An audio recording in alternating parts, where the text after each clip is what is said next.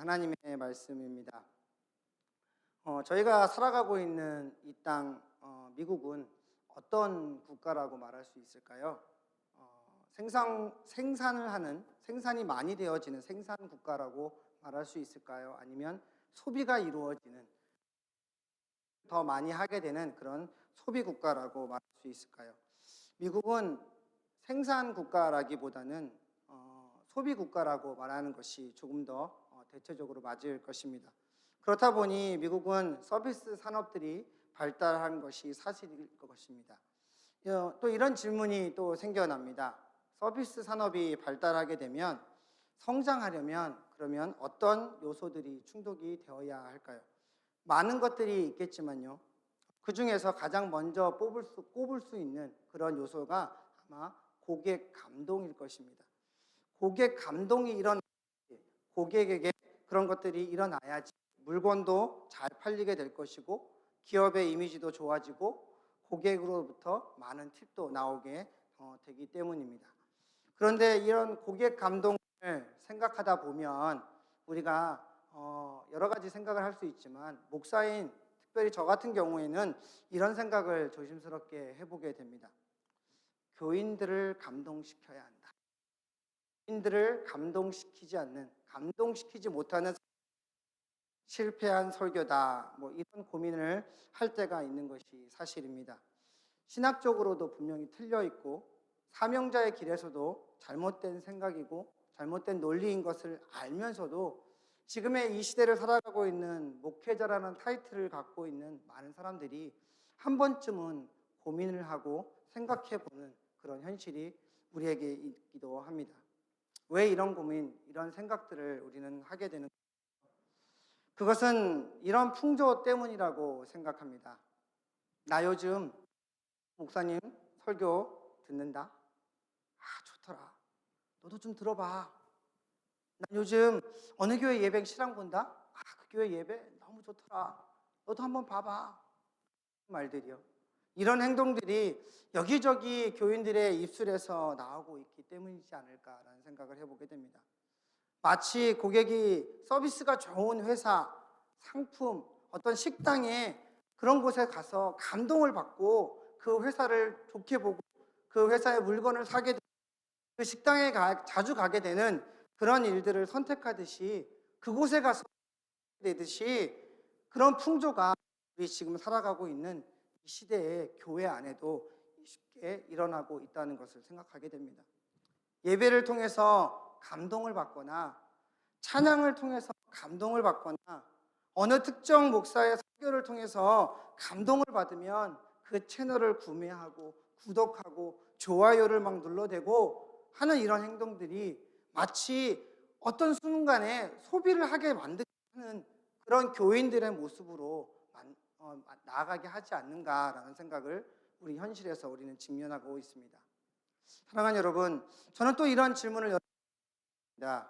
여러분들은 교인으로서, 성도로서 그리스도인으로서 가질 수 있는 감동이 나를 변화시킬 수 있다고 믿으십니까?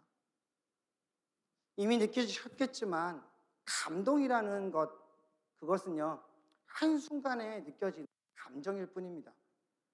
그렇기 때문에 감동은 나를 변화시킬 수 없고 나를 좋게, 기분 좋게 감정이 변화되게끔은 만들 수 있지만 나를 변화시킬 수는 없습니다. 왜냐하면 감동은요 바로 나를 위한 것이기 때문입니다. 사람이 주는 감동, 어떤 서비스가 주는 감동은 항상 일시적인 것이기 때문입니다. 그래서 그 효과가 결국 이 감동의 노예가 되어서 더 큰 감동, 더 큰 서비스를 받기 위해서 더 많은 것들을 찾아다니고 그것에 중독되어 버리는 우리의 모습이 있지 않은가라는 생각을 해보게 됩니다.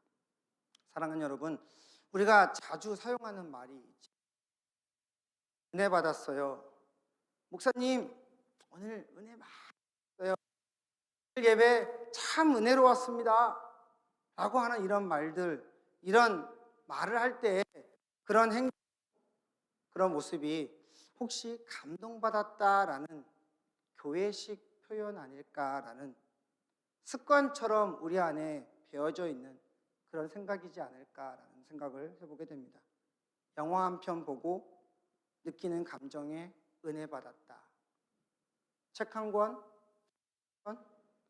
노래 하나 듣고 받았다라고 이렇게 표현할 때가 우리에게는 있다라는 것이죠. 그런데 여러분, 은혜와 감동은 어찌 보면 비슷해 보입니다. 하지만 분명히 다른 면이 있습니다. 감동은 받으면 소비가 일어나지만요, 은혜는 받으면 삶의 변화가 일어납니다. 그래서 우리는 그 은혜를 향해서 성령의 감동이라고 그렇게 표현하고 있습니다. 오늘 본문은 이런 은혜를 받은 자들의 모습, 성령의 감동받은 자들의 모습을 기록하고 있습니다. 우리 본문 37절을 함께 읽어볼까요? 시작. 그들이 이 말을 듣고 마음에 찔려 베드로와 다른 사도들에게 물어 이르되 형제들아 우리가 어찌할꼬 하거늘. 사랑하는 여러분, 은혜를 받으면요, 성령의 감동을 받으면 찔림이 일어난다라고 말씀하고 있습니다. 여기서 찔림이라는 그 단어는 우리가 70인역으로 번역되어 있는 시편 성경에 보면요, 마음이 상한 자, 마음이 상했다, 마음이 산산조각 났다, 뭐 이런 단어로 사용되고 있습니다. 단순히 내 마음이 찔림이 조금 있었다라고 이야기하고 있는 것이 아니라요, 아주 강력하게 충격이 있었다, 부딪힘이 있었다라고 이야기하고 있는 것입니다. 성령의 감동을 입으면 완전히 부서지는 상태, 내 자아가 완전히 산산조각 나는 상태로 나타나는 것을 성경은 말씀하고 있다는 것입니다. 하나님의 말씀, 성령께서 주시는 그 감동, 그것을 받은 상태는 그냥 우리가 한순간에 마사지를 받는 상태로 표현하지 않습니다. 여러분, 마사지 좋아하시나요? 저 엄청 좋아합니다. 못 받아서 그렇죠. 한때는 중독자일 수준으로 마사지 샵을 다녔던 적도 있습니다. 마사지 받으면 어떻습니까?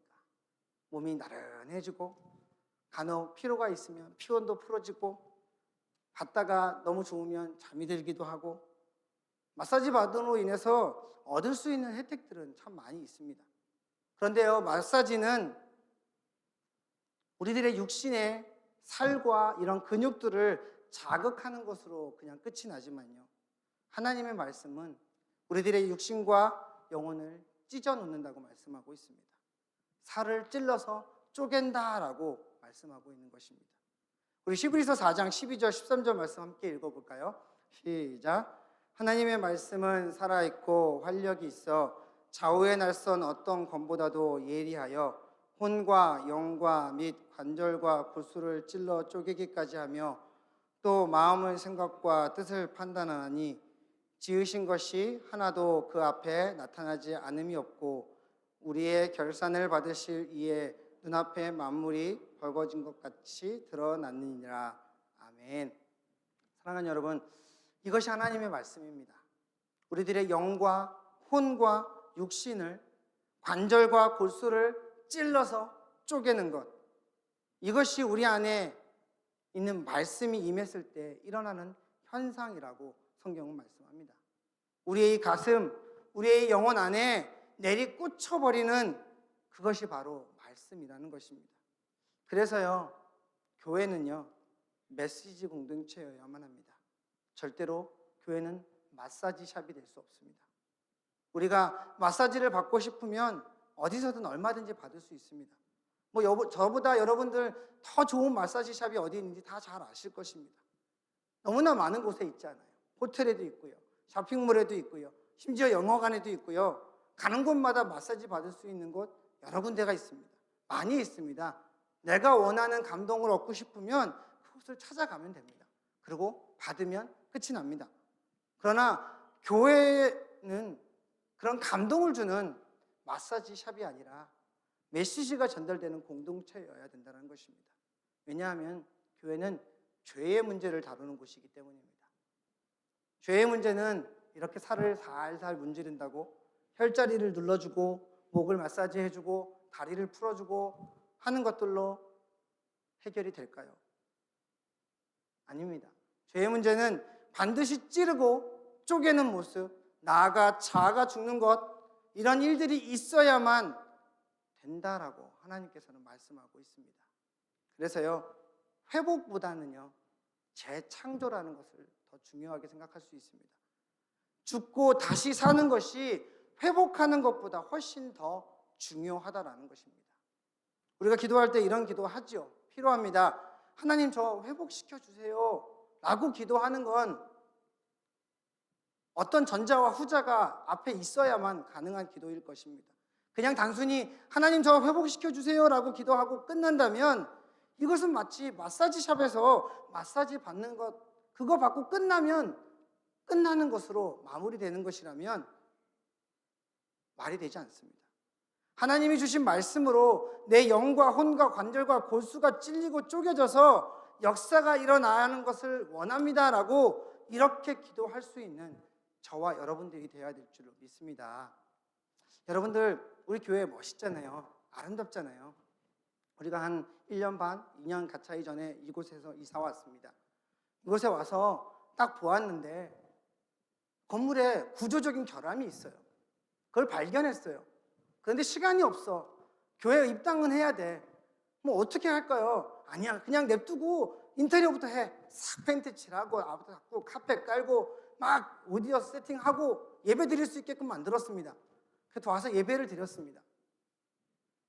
여러분, 아름답게 꾸며진 예배당이 꾸며졌는데 건물의 구조적인 결함은 해결됐습니까? 우리가 예배를 드리다가 이 구조적인 결함 때문에 건물이 무너져 버린다면 어떻게 되겠습니까? 건물의 구조적인 문제는 원칙적으로 재창조, 재건축되지 않으면 해결될 방법이 없다라는 것입니다.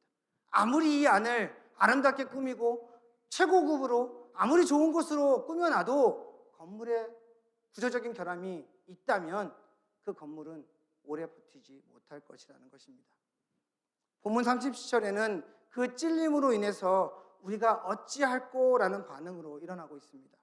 그래서 내가 어찌해야 합니까? 내가 어떻게 살아가야 합니까? 이런 질문들이 그들에게 시작이 되었습니다.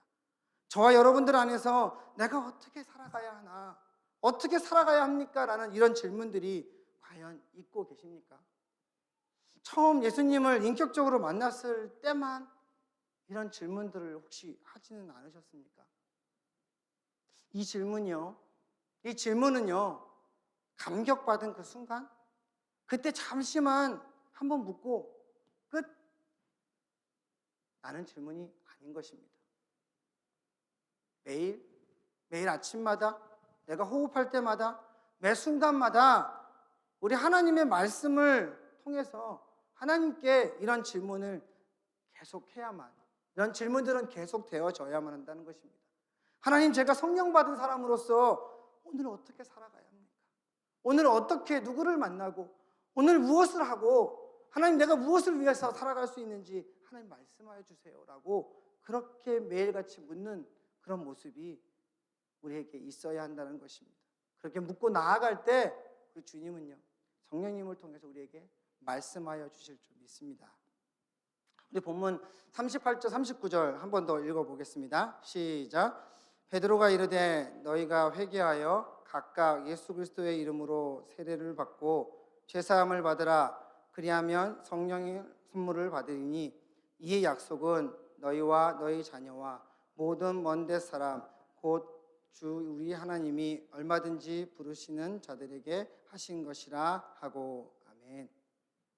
베드로는 이 찔림이 생긴 그 상태를 우리들을 향해서 이렇게 대답해 주고 있습니다. 첫 번째는요, 회개하라고 하였습니다. 그리고 돌이키라고 말씀하셨습니다. 두 번째는요, 예수 그리스도의 이름으로 세례를 받고 죄사함을 받으라라고 그렇게 말씀하고 있습니다. 당시 유대인들에게 죄사함이라는 것은 어떤 것이었습니까? 그들에게 죄사함이라는 것은요, 동물을 잡아서 피를 내고 각을 뜨고 번제를 같은 형식으로 제사장을 통해서 하나님 앞에 제사를 드림으로 받을 수 있는 것이었습니다. 그런 그들의 생각 속에 베드로는 각각, 다시 말해서 제사장을 통해서 단체로 받아버리는 제사함이 아니라 우리 각자, 나 혼자 그렇게 나아가라라고 말씀하고 있는 것입니다. 그리고 예수 그리스도의 이름으로 죄사함을 받으라라고 말씀합니다. 양의 피, 소의 피, 비둘기의 피, 이런 것들을 통해서 죄사함을 받는 것이 아니라 예수 그리스도의 이름으로 각자가 하나님 앞에서 직접 나아가서 하나님과 1대1로 대면해서 라고 말씀하고 있다는 사실입니다. 성전을 중심으로 살았던 그들의 인생입니다. 제사장 중심으로 나아갔던 인생들이었습니다. 제사 중심으로 살아갔던 그들의 삶이었습니다. 이제는 바뀌어서 예수 그리스도의 중심으로 살아가라 라고 말씀하고 있습니다. 삶의 모든 방향들이 재편하라고 그렇게 강조하고 있는 것입니다. 그리고 세례를 받으라고 하였습니다. 여기서 세례는 침례를 말합니다. 우리는 요즘에 이렇게 약식으로 이렇게 머리에 학자들이, 목사님들이 나오셔서 물 몇 방울 떨어지고 성부, 성자, 성령의 이름으로 이렇게 하고 끝나잖아요. 그런데 당시에 행했던 것은 이런 약식 세례가 아니라 침례였습니다. 침례는 물에 담갔다가 나오는 거잖아요. 제가 한 10여 년 전에 당시 제가 섬겼던 담임 목사님과 함께 이 침례를 집례했던 기억이 났습니다. 최근 우리 CBF에서도 침례를 거행했다라고 알고 있는데요. 저는 여러분들도 잘 알고 있는 이 헌팅턴 비치 아시죠? 그 넓은 그 비치가 있는 그 비치 바닷가에 침례를 하러 갔습니다. 날씨도 좀 쌀쌀했고요. 사람들이 많으면 좀 그렇잖아요. 또 뭐 한동안 좀 안 좋은 얘기들이 좀 있어서 그래서 오전 시간대, 사람들이 좀 적은 시간대를 택해서 우리 이제 침례식을 거행하기 위해서 바닷가에 갔습니다. 옷을 갈아입고 바다로 들어갔습니다. 물 온도가 상당히 차더라고요. 저도 잘 안 들어가는 바닷가에 어쩔 수 없이 들어갔습니다. 그런 좋지 않은 상황 속에서 한 사람 한 사람 목사님과 함께 침례를 거행했습니다. 파도가 치는 그 바다에서 내 의지와는 아무런 상관없이, 어떻게 할 도리 없이 뒤로 온전히 집례하는 사람에게 자신의 몸을 맡기고 물속으로 완전히 들어갔다가 다시 끄집어 올라왔을 때 그 순간 얼마나 많은 생각들을 하게 되고, 정말 죽음이 이런 느낌일 것 같다라는 이야기도 들었고, 내가 이렇게 죽고 이렇게 부활할 수도 있겠구나라는 그런 간증을 들었던 기억이, 말씀을 준비하면서 이 침례에 대해서 생각하면서 떠올렸던 기억이 있습니다. 이것이 세례입니다. 죄사함은 개인적이고 주님과 나만의 은밀한 일들입니다. 그러나 이 세례는요, 공동체적인 것입니다. 죄사함은 개인적으로 하나님 앞에 나아가는 고백이지만요, 세례는 내가 죄사함을 받고 이제는 주님과 함께 살아가겠습니다 라고 많은 사람들 앞에 고백하는 행위의 모습인 것입니다.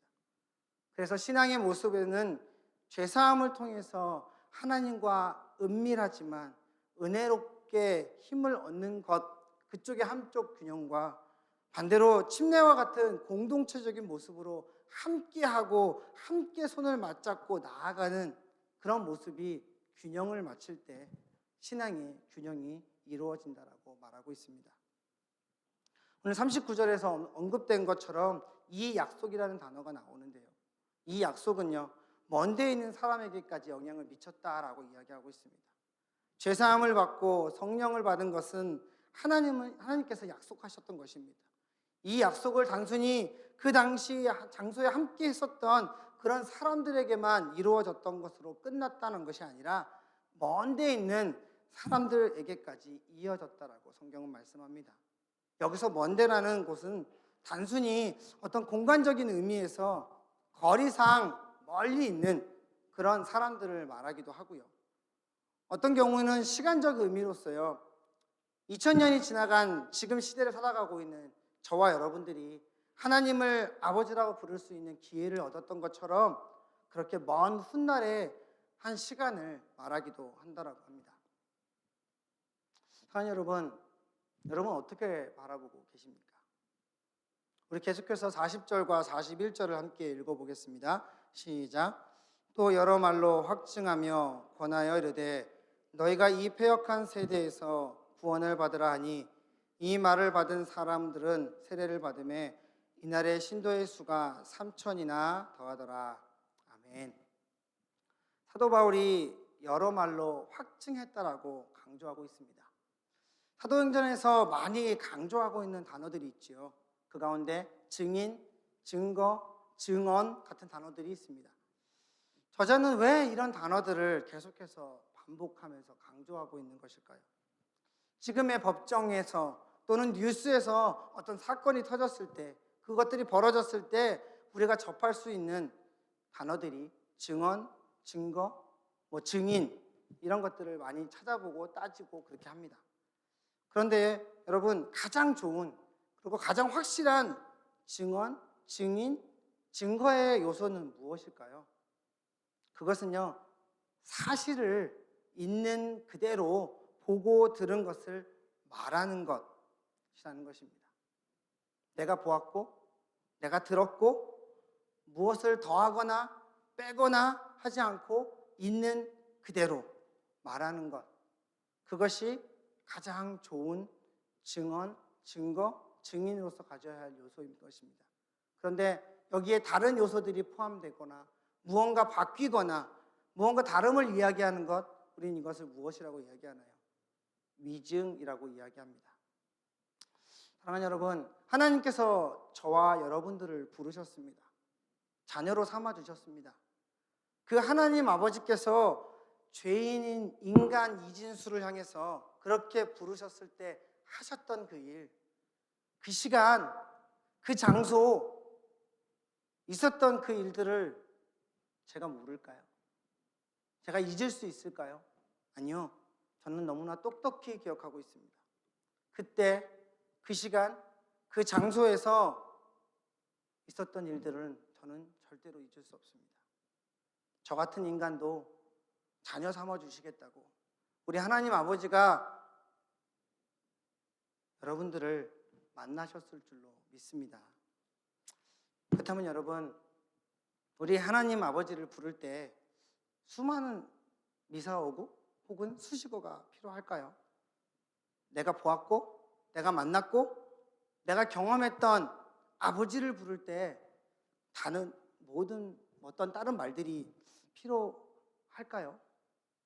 아버지, 아빠, 단어 하나면 다 해결되지 않을까요?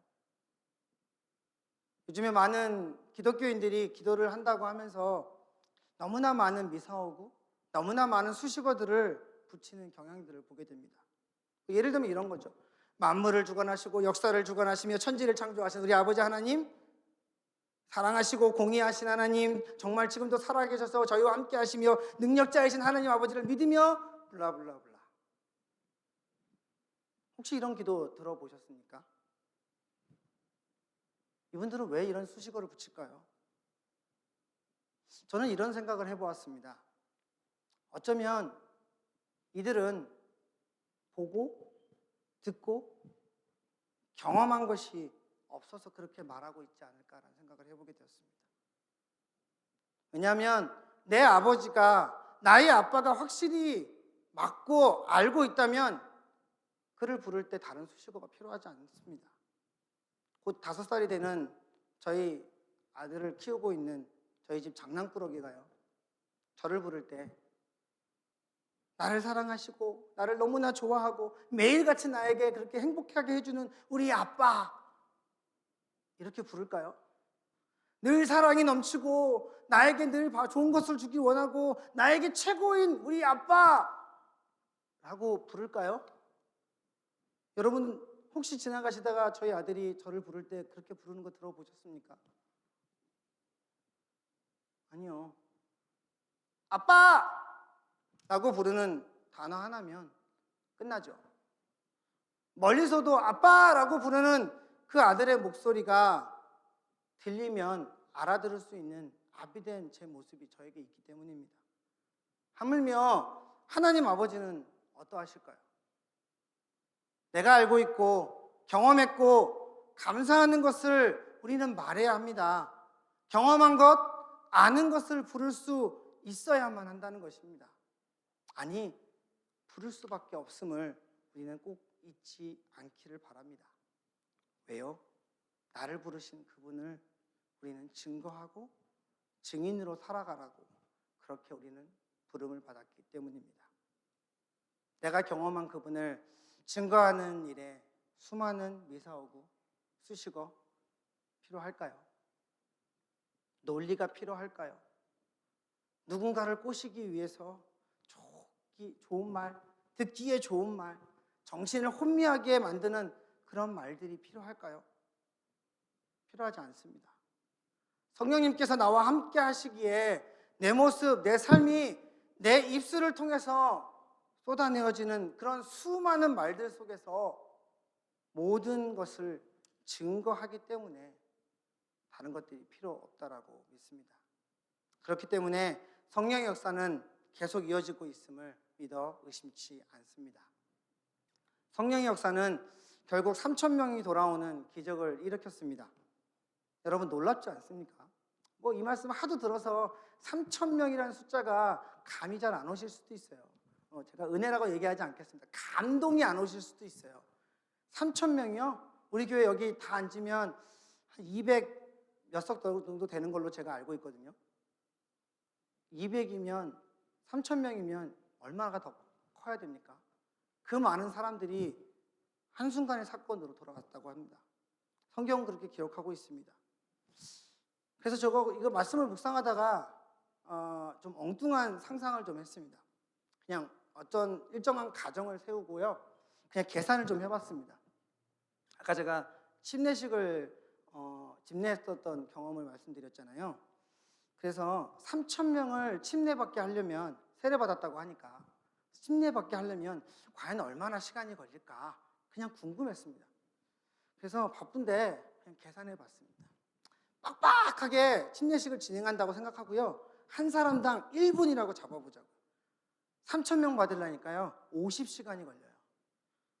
그런데 사도들이 12명이 있었다고 생각하고 12명이 3,000명을 나누어서 침례한다고 생각하면 한 사람이 250명을 침례식을 거행할 수 있겠더라고요. 그러면 250명씩 맡아서 12명이 열심히 1분씩 물에 집어넣었다 뺐다 집어넣었다 뺐다 이걸 반복하면 무려 4시간이 조금 넘는 시간 동안을 침례식을 거행할 수 있는 시간이 계산이 되더라고요. 조금 엉뚱한 생각으로 제가 계산을 해보았지만요. 여러분, 전 이 엉뚱한 생각 속에서 무엇을 느꼈냐면요. 성령 받으니까요. 성령님이 함께 하시니까요.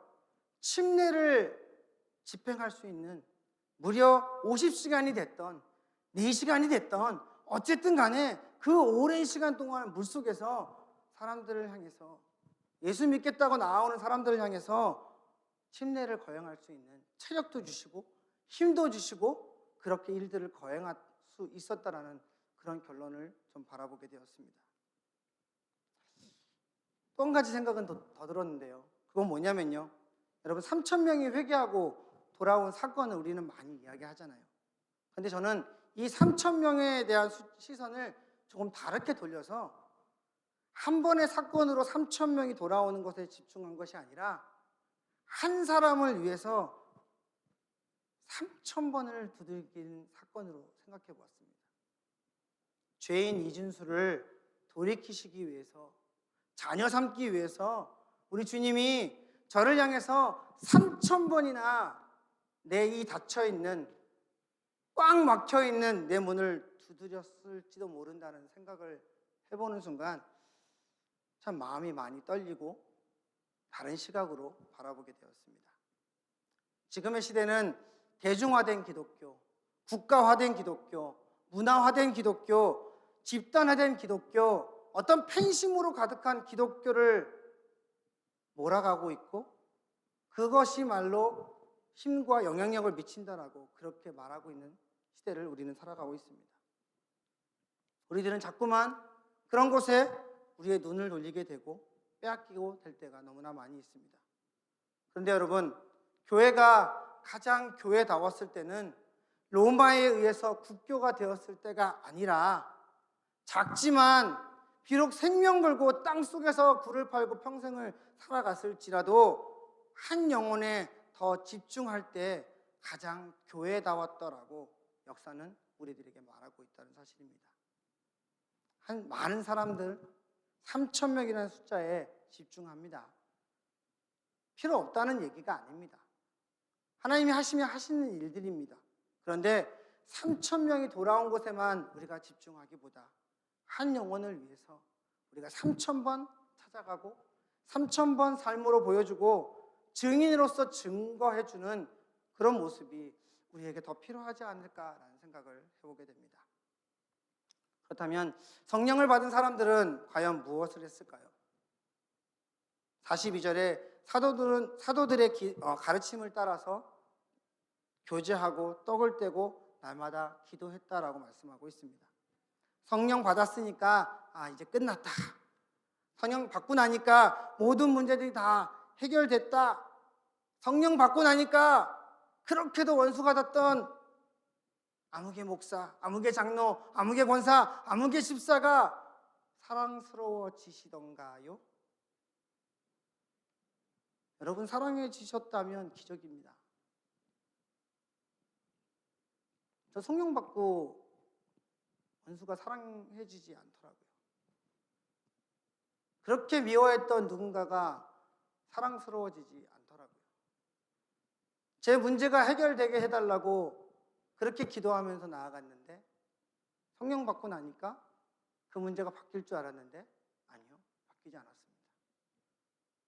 그런데 성령 받고 나니까 상황과 문제가 누군가가 사랑스러워진 것이 아니라 제가 바뀌었더라고요. 제 자신이 바뀌어 있더라고요. 내가 바뀌니까 교제하고 성찬을 하고 날마다 기도하는 일에 힘쓰게 되더라고. 성경을 말하는 것들이 제 삶 속에서 강조하고 그렇게 나아가게 되더라는 거죠.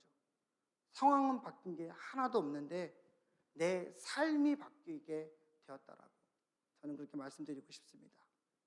사랑하는 여러분, 성령 받은 사람들이 또 어떤 일들을 했다라고 성경은 말하고 있는지 우리 함께 읽어볼까요? 44절에서 46절까지의 말씀입니다. 시작.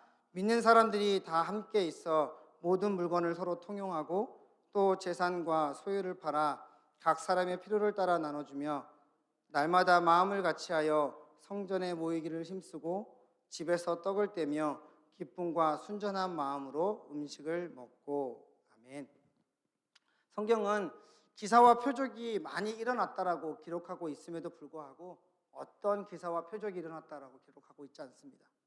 그런데요, 오늘 함께 읽었던 말씀처럼 성경은 성령을 받은 자들이 모든 물건을 서로 통용하고 재산과 소유를 팔아 각 사람의 필요에 따라 나누어 주었고 날마다 같이 하여 성전에 모이기를 힘썼다라고 하는 내용은 말씀하고 있다는 것입니다.